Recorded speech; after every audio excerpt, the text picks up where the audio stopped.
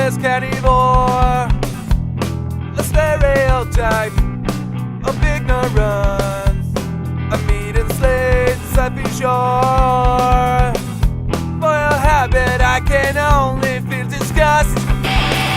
Smell the blood, they bodies, fleshy pieces. But do you tell your kids? Do you teach them that meat and black rhyme the reason? They're digesting and murder innocent little pig.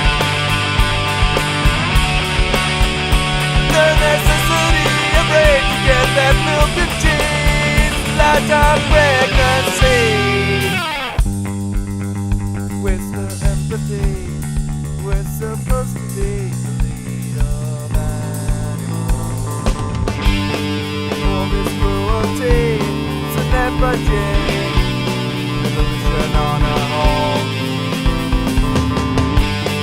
We're so fucking smart that we forgot right is at money.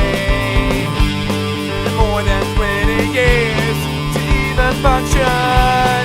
Evolution at its best. Evolution at its best. Everybody come to this. You hold your fingers across my lips. Stare at me, you only breathe. It's not me, it's not me. This time it is you.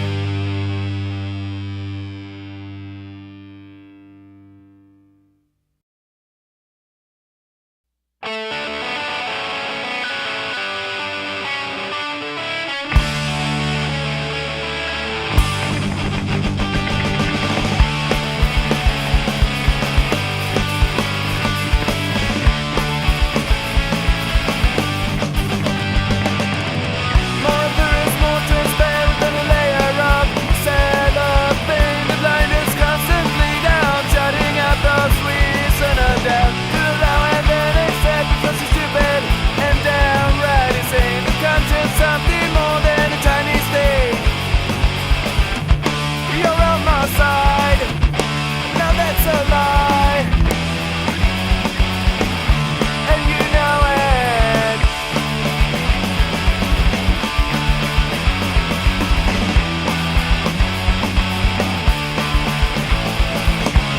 It's a disposition when matter feeds their mind. Got the guts, transport for all terrain.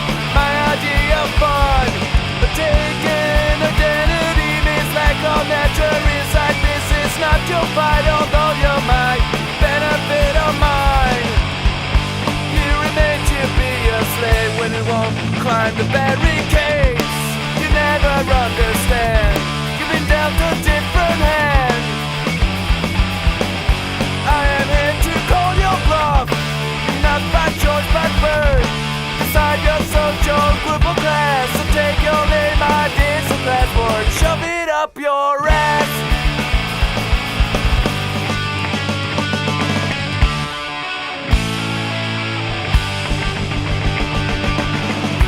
With a flag in black or red, it doesn't matter to me.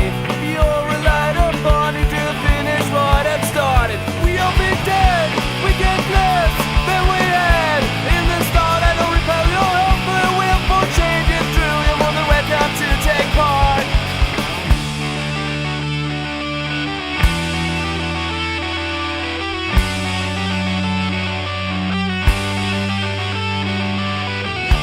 With this money there is change. Now the upper middle claims be a part of the revolution. Super help, but if they fail, they end up just the same as the ones we fought together side by side.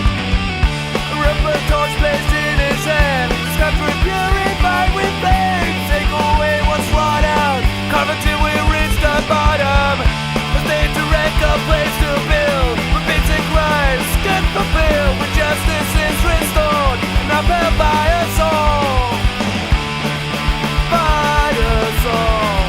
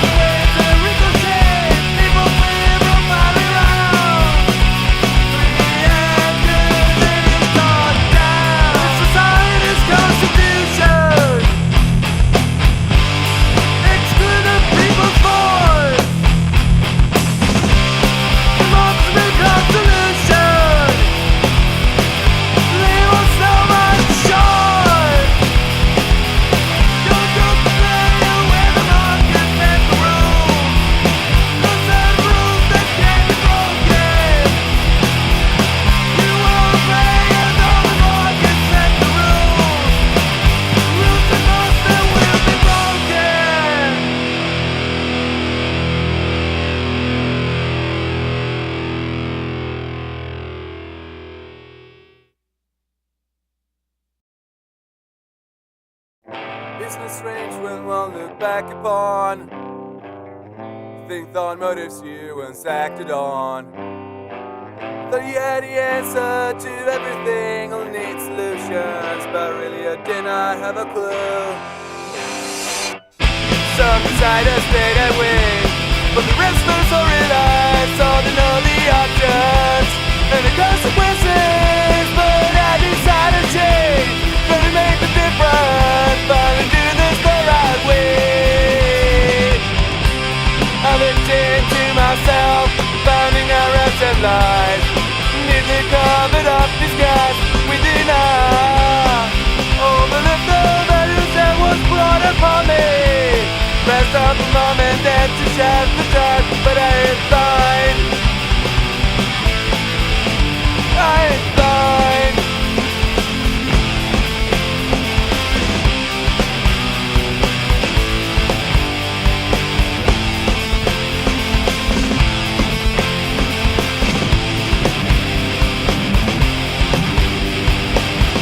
Some change, everything, all the hate I have within. Replaced by compassion. I can't see for myself, now see through the lies. Don't need nobody else to teach me to recognize that granted wisdom, the intent with that moral, control the message.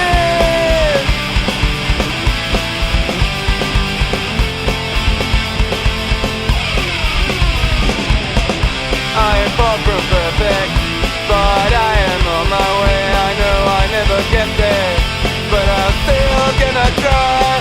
No longer in my way. They can stop me, they can scare me. Not in the same way I scare them.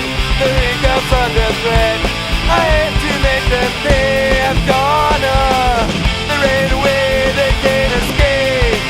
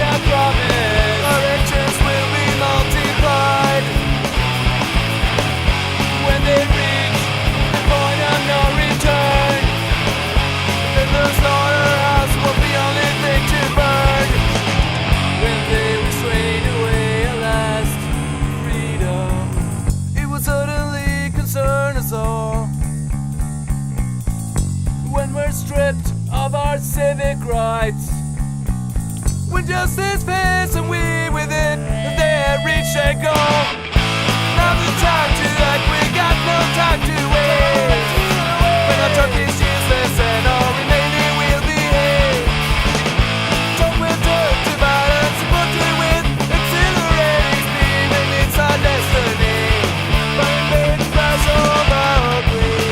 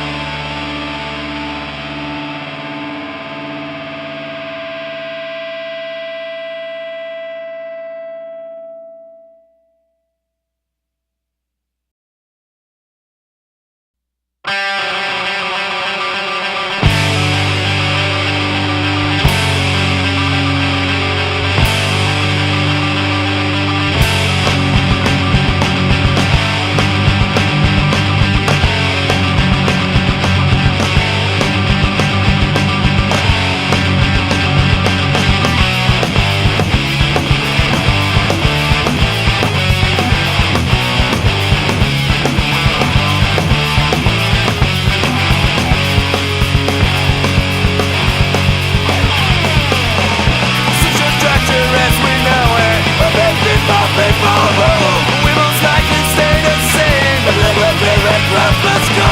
Stepping more flooded to oppose it. The colors of style. It's the same wise. The lesson to maintain. Quick to actually believe. Just to see solidity. Will this ever change? Will I live to see the day? Take our own lives back. Economy will cease to reign. Then it might possible to say your identity will not be just based upon your credit.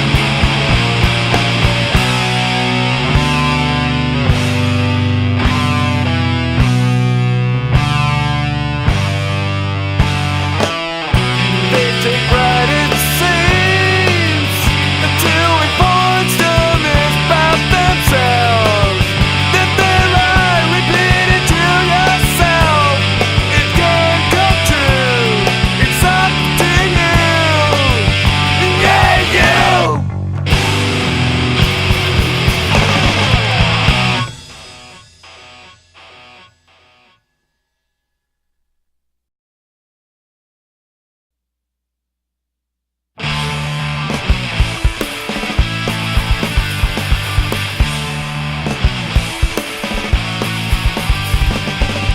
See people eating at a place below some arches.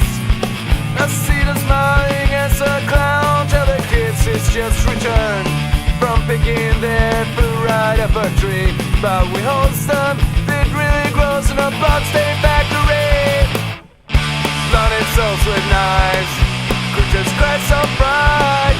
They have the stench of blood and another lost life.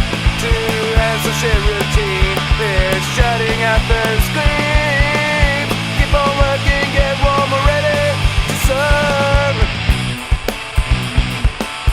I'm alone to recognize the pain. Someone had gotta be the same. It's a force of something to obtain. The rights that lack. Take a stand and put back. Don't be the two that work smoothly in their hands. Don't give in to their persistence. Don't cheat for their demands. Our integrity, our concern can't be bought. Cause we know better. They don't protect our interests. They can shit on everything they can.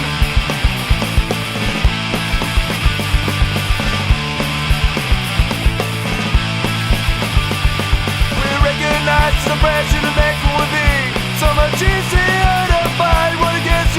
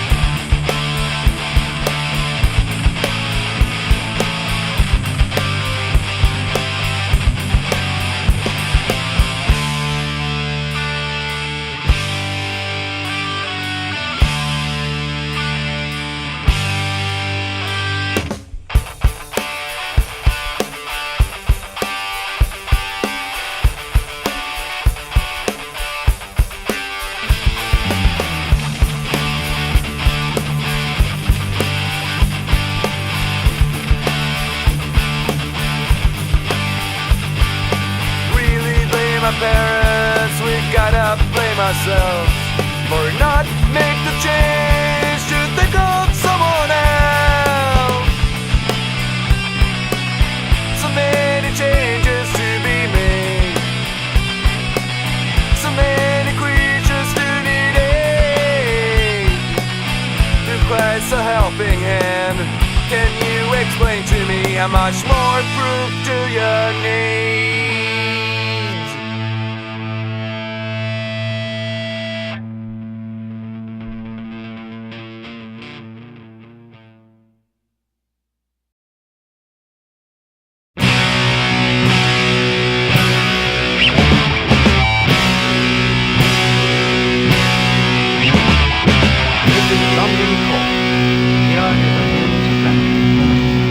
German radio has just announced that Hitler is dead. Left, shot, head parade! Legends be flowing! This time, we're in time! Instead of move, a terror machine, a legends machine, a wonder, women and men! Feeling the walls, feeling the greed, saying the blood of the others in the lead! We're having a party and you're not invited! You're not welcome! They're having a party and you're not invited! You're not welcome!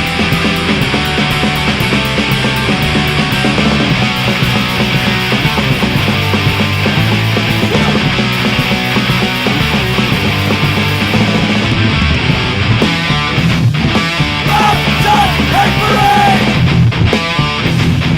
Black Moon Masquerade!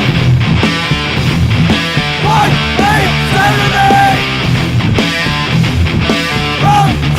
Hate parade!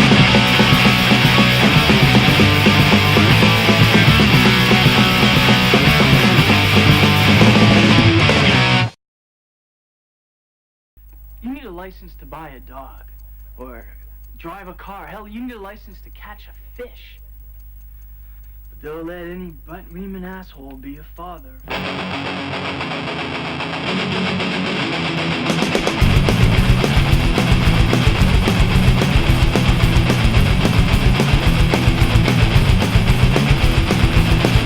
First time actually recollect meeting my dad.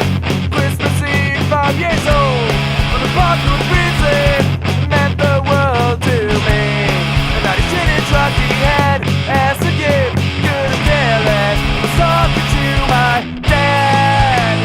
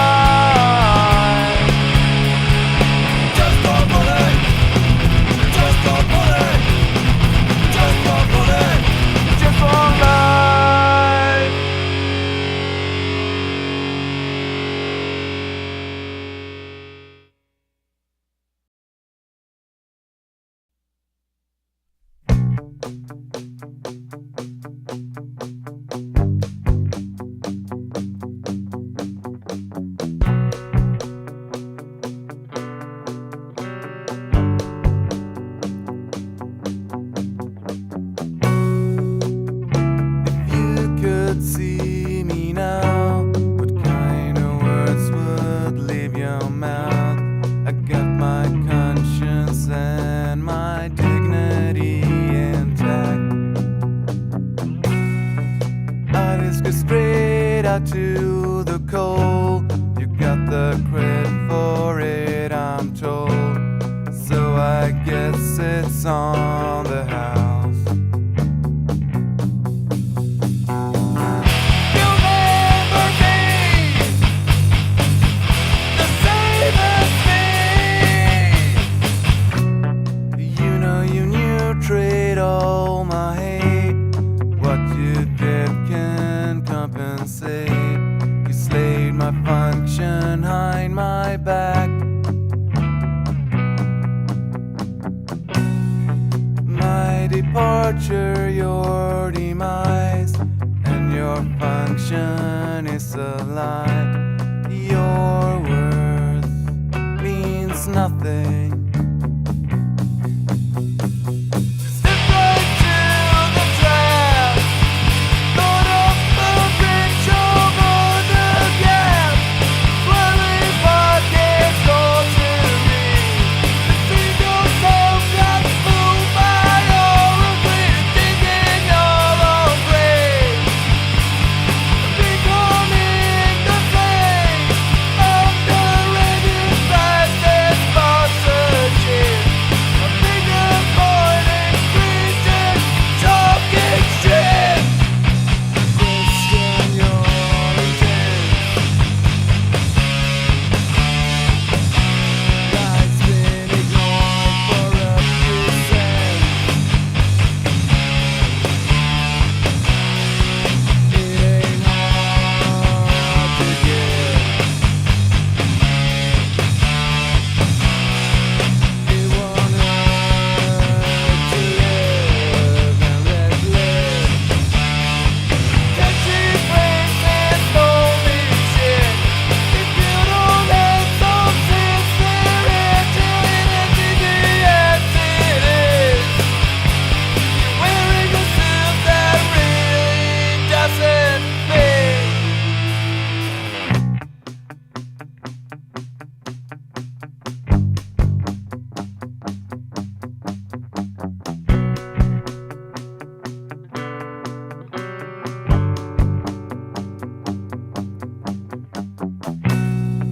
There ain't much you can teach me now. I'm way ahead, but still I try to improve my actions.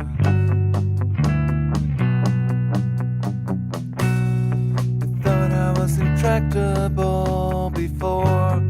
Now I would drive you nuts for sure. If only you could see me now.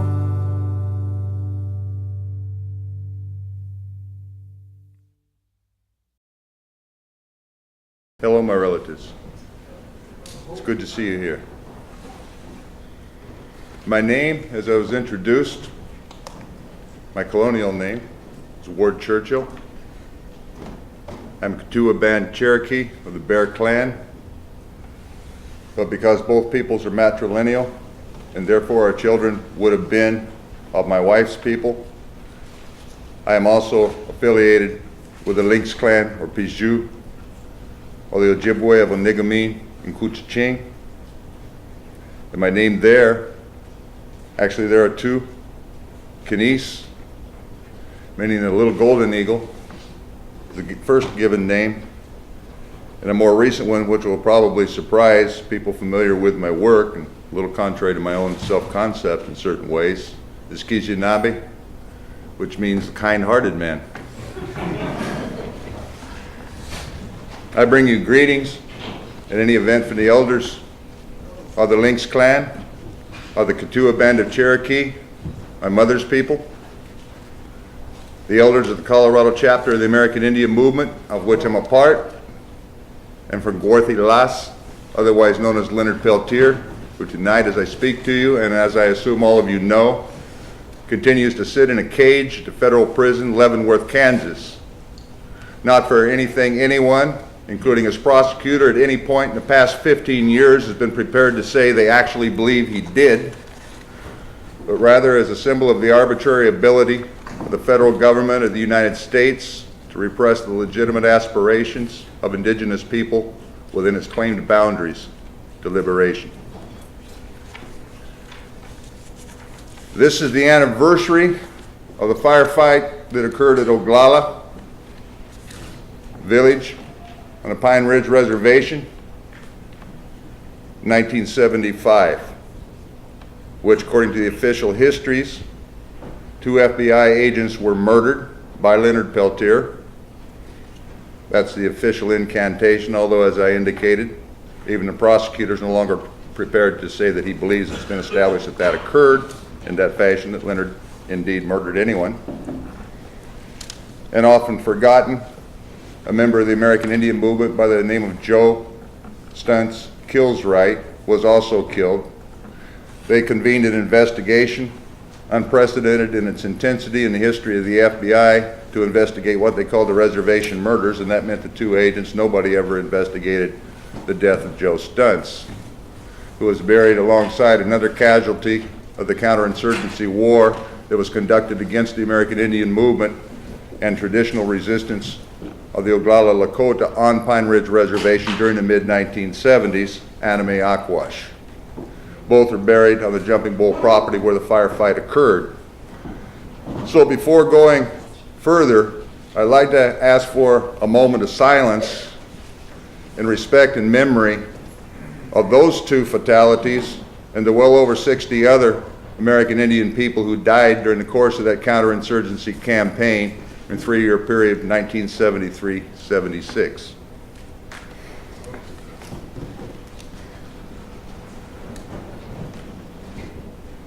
We have to remember those who have struggled and sacrificed.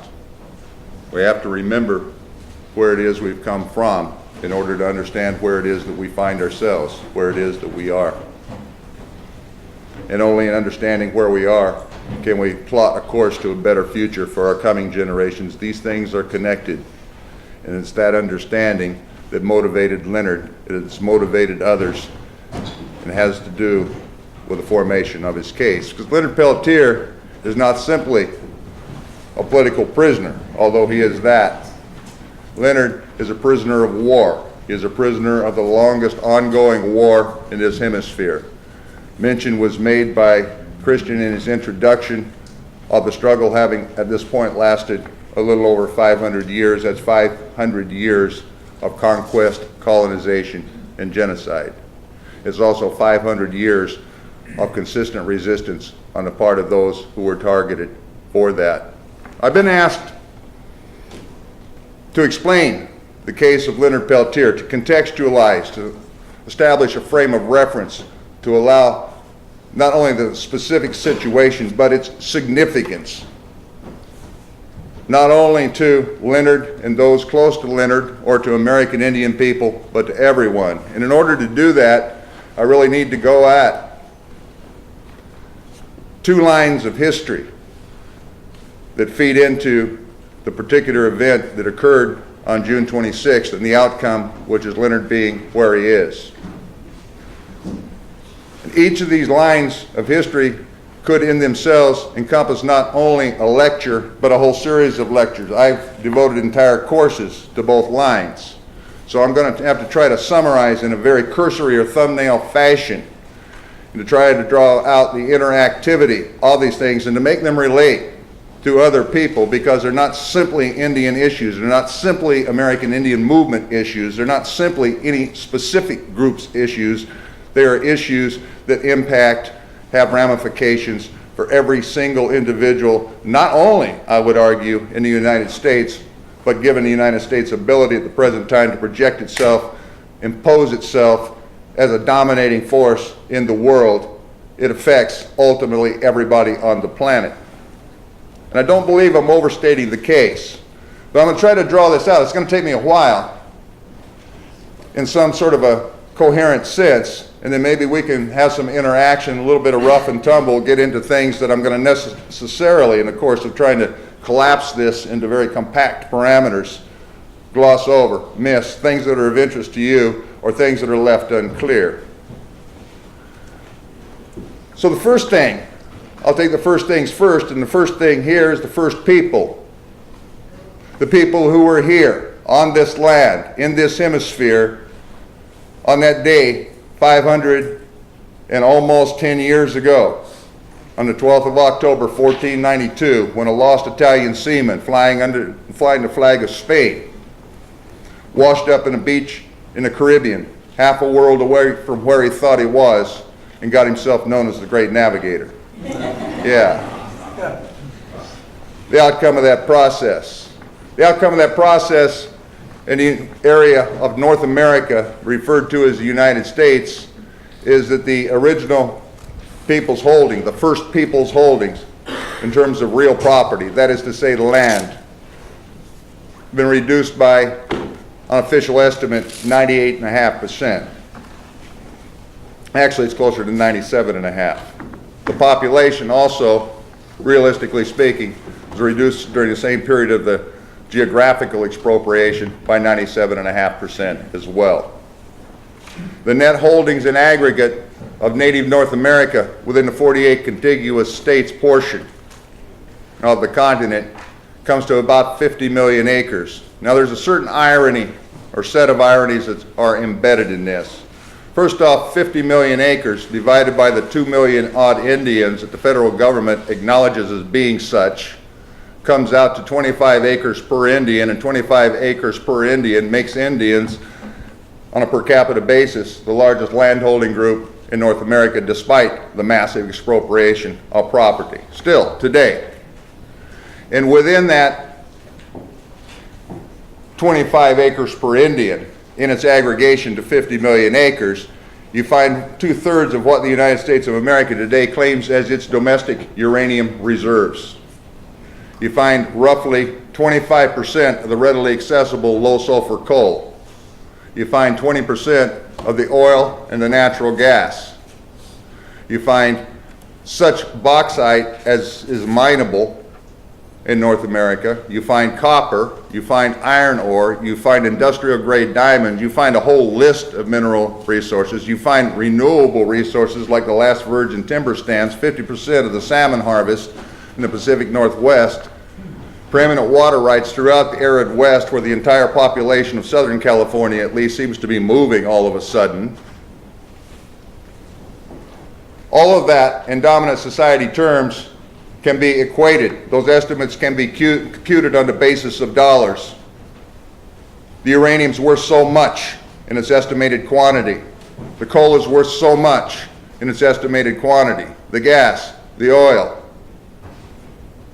Keep on checking it off down the list. And when you're done, you have a column of figures. Add them up. And whatever the total's going to be, you've got to divide that total by those 2 million Indians again, and what you end up with, regardless of how you do the computation, is a population group that is the richest on a per capita basis in all of North America.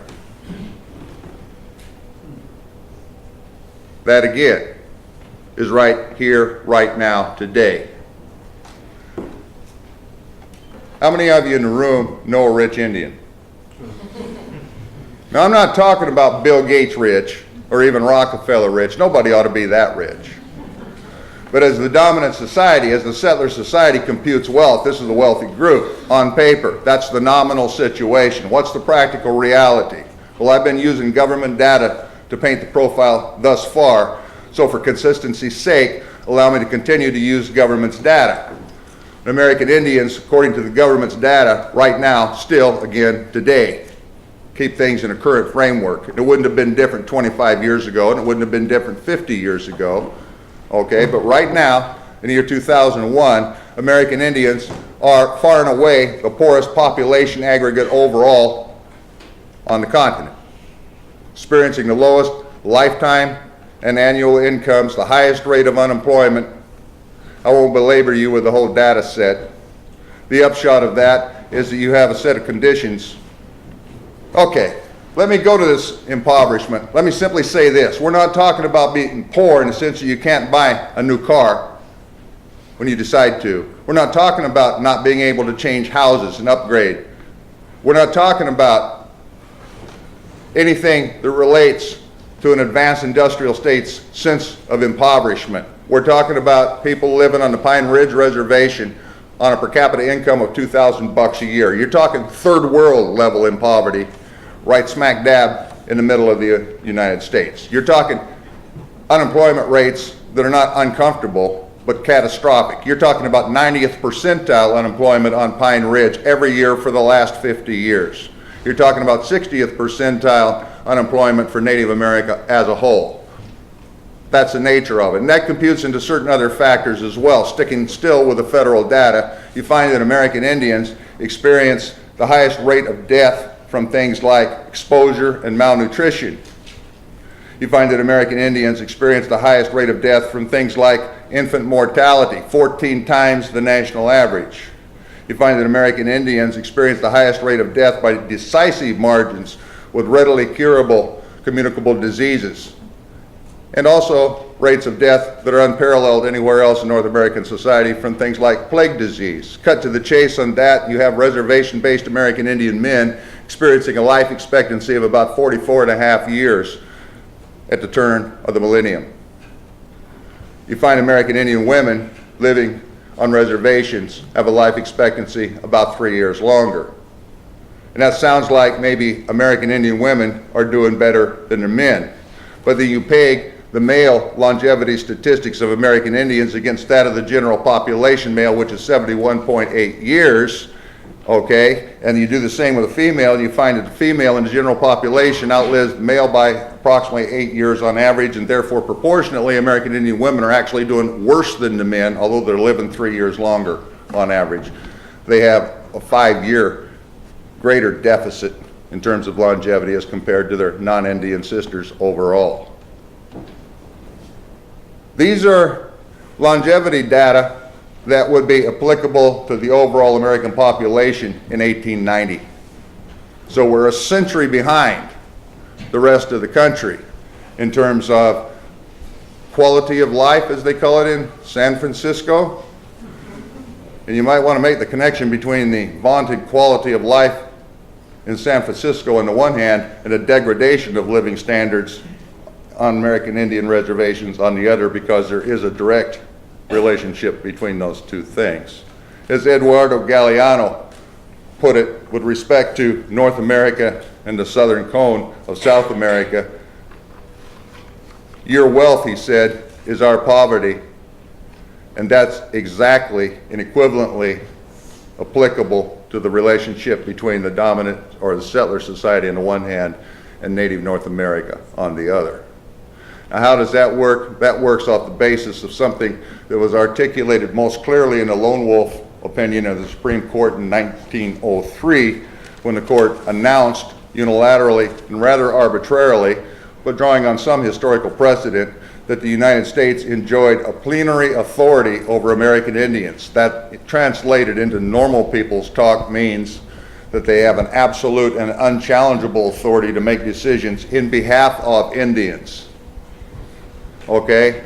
The concomitant to that, there's a reciprocal relation that was articulated in Lone Wolf, and that relation is that plenary power is attended by a trust or fiduciary responsibility to Indians, meaning that the federal government is obligated in its own law and in its own mind, self-appointed to fulfill a trustee status presiding over American Indian affairs, and most importantly, American Indian assets. One of the self-assigned prerogatives of this trustee relationship that it imposed upon the other nations within its claim boundaries is that it can change the form of indigenous assets. If your asset happens to be coal, it can mine it and change it into the form of money. Now, interesting thing about this particular trustee relationship that is set up is that the trustee is also the buyer of that asset which is being transformed, and it's being transformed into money at a price that trustee buyer is dictating, and Indians have no challengeable recourse under U.S. law to that. That's a colonial relation. Colonialism, being defined in international law, is the imposition of one nation upon another for purposes of its own profit, for purposes of its own dominance, its own sense of prestige, its own strategic interest, all of which will accrue at the direct expense of the colonized. I don't use the term nation in any rhetorical or figurative sense either. American Indians hold treaty relations with the federal government of the United States, 400 of them duly ratified by the Senate under the U.S. Constitution, Article 1, Section 10, as well as under international law, as is reflected in the Vienna Convention on the Law of Treaties. Treaty relations are compacts entered into only by co-equal sovereigns, that is, by fully sovereign nations. Every time the United States ratified a treaty with an American Indian people, it provided a formal recognition that the other party or parties to the treaty was a nation in its own right on an equal standing, entitled to the same rights as the federal government of the United States itself. So you have this recognition that there are nations other than the United States within the U.S. portion of the North American continent, all of which are subordinated directly to the presumed authority of the federal government of the United States for purposes of extracting their assets, their wealth, for the benefit of the dominant society to the detriment of the indigenous owners. And you have the catastrophic kinds of consequences to the people, to the population, that accrue from all such relationships. That's the health and demography data that I ran down a little bit before. That's the nature of the set of circumstances that was confronted by the American Indian movement in the early 1970s, and most forcefully on the Pine Ridge Reservation in the mid-1970s, that led to the counterinsurgency war, that led to the fatalities that I was talking about and a number of other things that we'll get to, and led to the specific circumstance of Leonard Peltier. Because what it was that was being done was the assertion of the rights to sovereign control over lands, lives, and destiny that is inherent to the treated status of American Indian people and is inherent to the fundamental human rights of any people under extant international law. It's the assertion of those rights which precipitated the counterinsurgency war, which brought the repression down. And that takes us to the FBI and the function of the FBI, which, as any of you who grew up watching Ephraim Zimbalist Jr. be Inspector whatever his name was on the FBI on TV, you understand to be the preeminent law enforcement agency, the federal law enforcement agency in the United States, the preeminent investigative agency having to do with the rule of law, catching criminals, amassing evidence, providing it to prosecutors, furthering the due process and prosecution of those who are guilty of violations, and seeing to it that they get their just deserts, that they serve prison sentences or whatever. That's the myth. And the myth predates the FBI TV series. It runs back virtually to the inception of the Bureau. But we need to interrogate that. If I were to ask any of you to give me a self-definition, you'd probably announce something fairly positive. If I asked the person sitting next to you if they knew you, and if they knew you weren't going to be aware of the response, they might tell me something a little bit different, more candid about you. You cannot rely on any institution or agency to define itself for the public mind in any sort of accurate or candid fashion. It doesn't have to be the FBI for that to be true. And yet all that we know in the public consciousness, or by and large all it is known, is a product of the FBI's propaganda mills, situated originally in the basement of the Justice Department, more recently in the basis of the J. Edgar Hoover FBI building. And there's been precious little external intervention, acquisition of knowledge to paint a different portrait of that particular agency. But we do have a little window at which we can sort of examine the relative degree of accuracy of the portrait painted by Hoover's propaganda minions and those who have come along since. And that occurred, some of the old timers in the room are likely to remember this. In 1971, a group calling itself the Citizens Commission to Review the FBI conducted what the FBI, when it's doing to someone else, refers to as a black bag job. All right? That is to say, they burglarized the Media, Pennsylvania FBI resident agency. They broke into the office and they took hand carts, and they used the hand carts to transport the filing cabinets of the FBI agents who worked there out, put them in vans, and drove away into the night. They have never, incidentally, and you can applaud this one if you want, they have never, any of them, been identified or apprehended.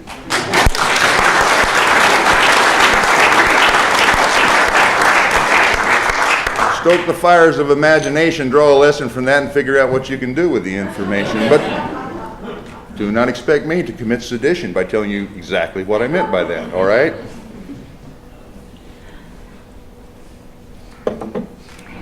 This gives us a data sample. And the data sample consisted of the complete paper inventory of a representative FBI investigative office. And a breakdown of that paper came out as follows. 2% of the apportionment of resources in this run-of-the-mill backwater FBI agency went to the investigation of organized criminal activity. Another 15-odd% went to the investigative interstate theft of stolen cars.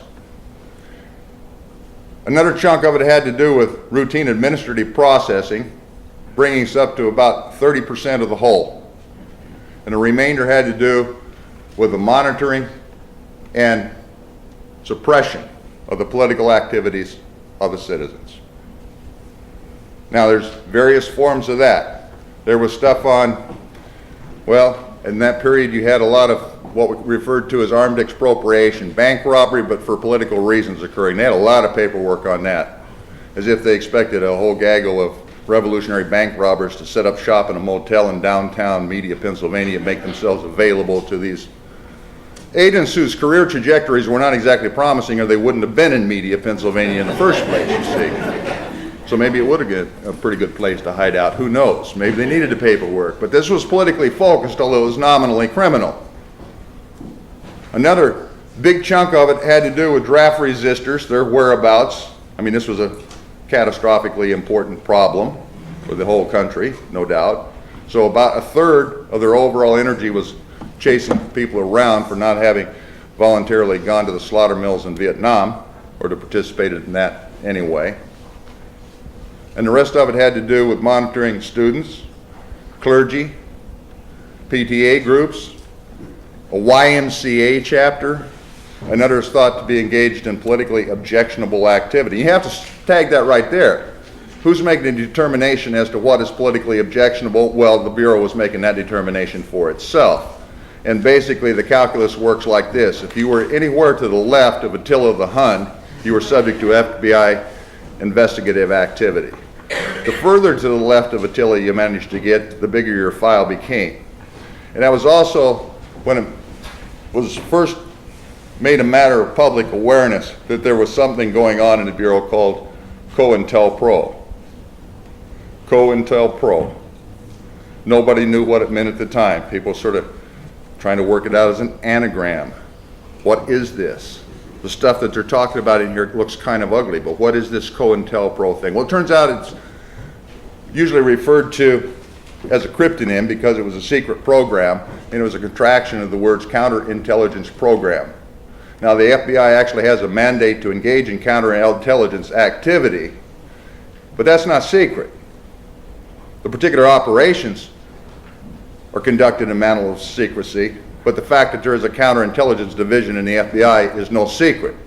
It's actually got a budget allocation. It's relatively above board in that sense. It's perfectly well known that that exists, but that in its mandate is targeted on the agents of hostile foreign powers. Or in the case of a few like Israel, supposedly friendly foreign powers. You've got to kind of keep track of those guys too, or they'll steal your nuclear secrets if you're not busy slipping them to them anyway.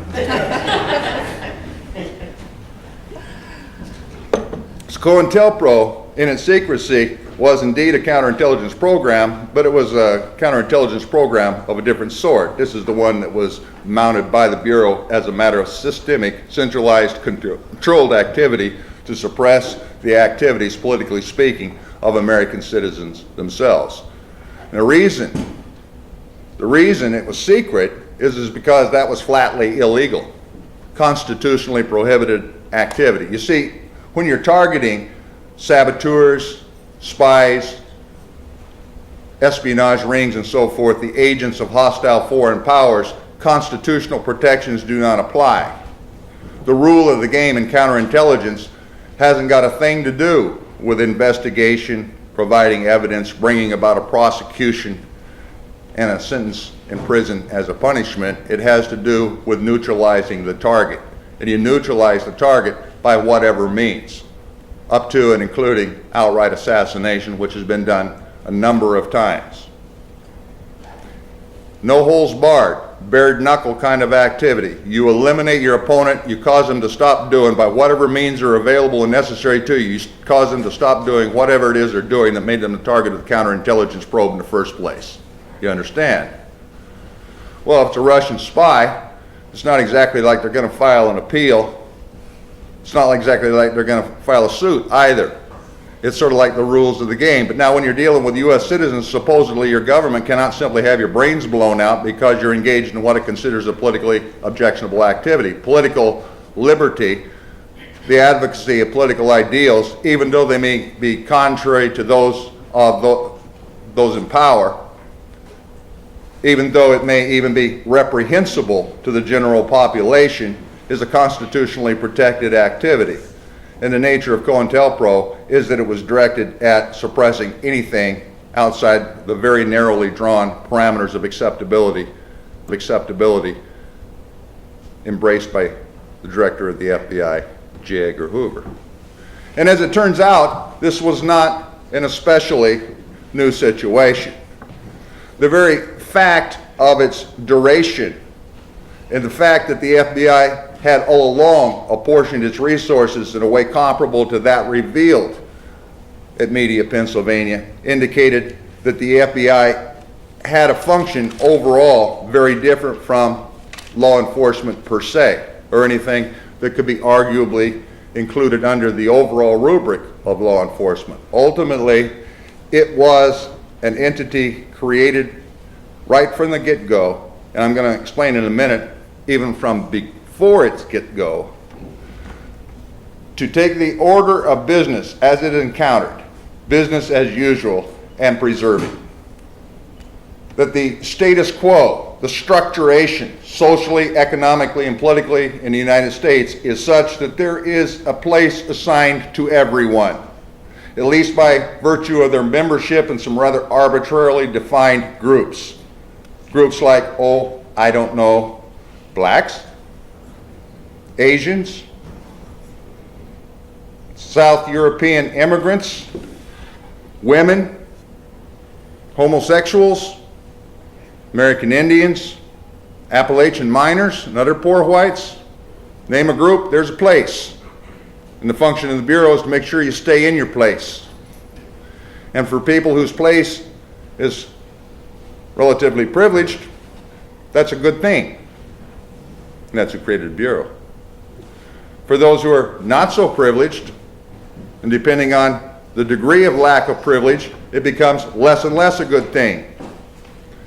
People who are not privileged in this social structuration tend, and the more the absence of privilege is available, the harder they tend, or the more they tend, to attempt to change the social structure and circumstance to better their lot. And that's what the FBI was created and developed and perfected to prevent. To prevent. Very different from what Ephraim Zimbalist Jr. purported to be doing on TV.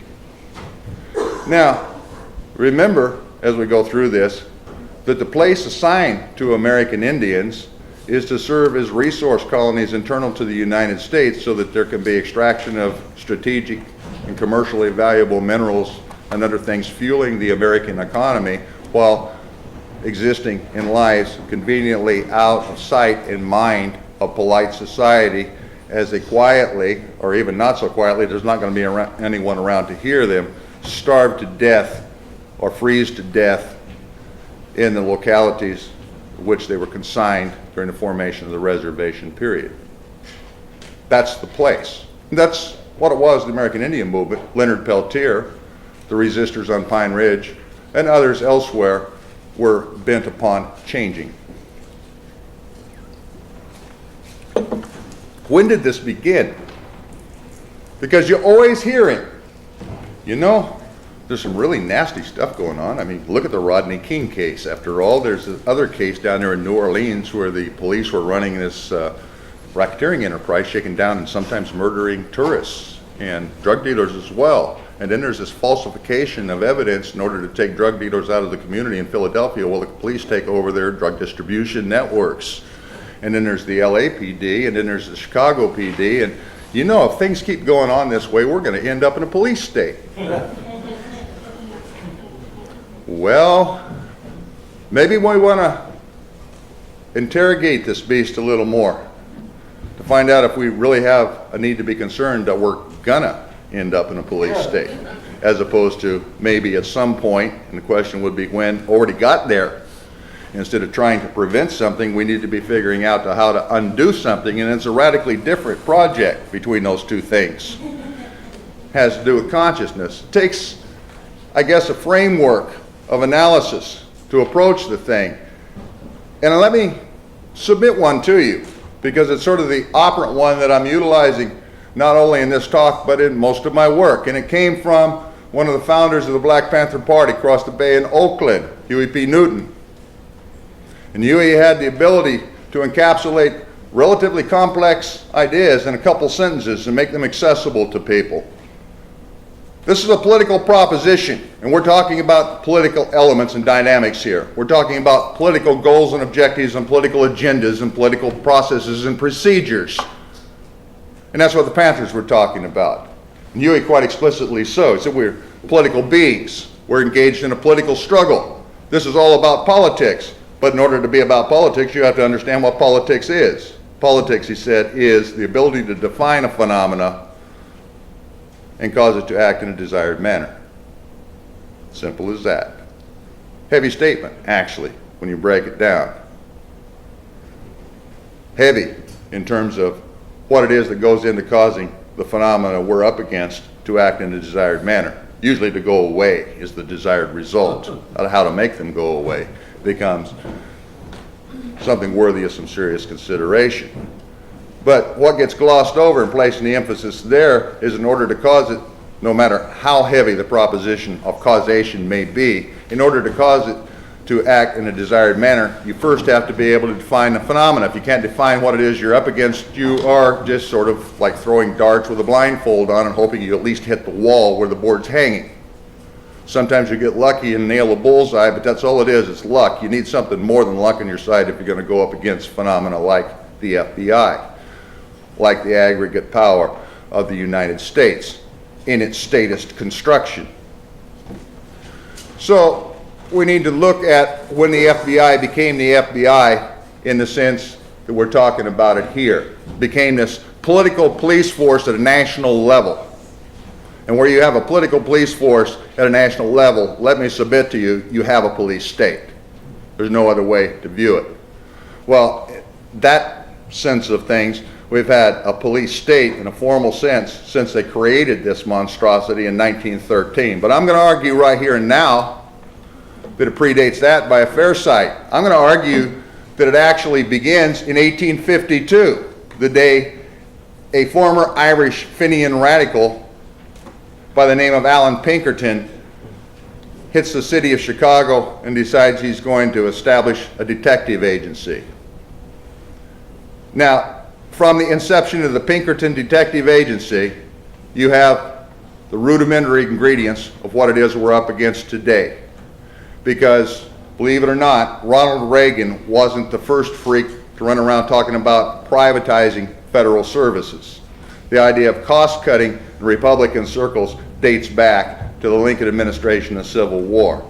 And you see, the Justice Department was created during that period of time, and the Justice Department was created without much of a budget, without much by way of personnel, and certainly no investigative agency, but it was understood that in order to litigate, to prosecute federal criminals, you needed an investigative component, and so they went to the private sector. They went to the Pinkerton Detective Agency. And in the process of doing that, they defined a circumstance that we're still dealing with today, because the Pinkerton Detective Agency was not retained solely by the federal government. It was retained by other private sector entities as well. Now, who do you think those were? I mean, Joe factory worker in the south side of Chicago or some ranch hand out in Kansas? Sharecropper down in Mississippi? No, you're talking about major industrial concerns have the wherewithal to retain the services of an entity like the Pinkertons. And so you got this simultaneity that occurs, this interlock in incipient form at least, that occurs right then and there, where you've got the investigative apparatus and ultimately the enforcement apparatus of the federal government and of industry lodged in exactly the same entity. And the fact that the FBI today serves the interests of capital while nominally, at least, enforcing federal law at your expense should come as no surprise. You find the basic arrangement of ingredients right then and there in the mid-1860s. You also find the basis of many of the techniques that the FBI ultimately deploys in its counterintelligence programs aimed at the American public. The first of which was to create a fantasy of a subversive threat to the formal structure of power in the United States. Make it up out of whole cloth. All right?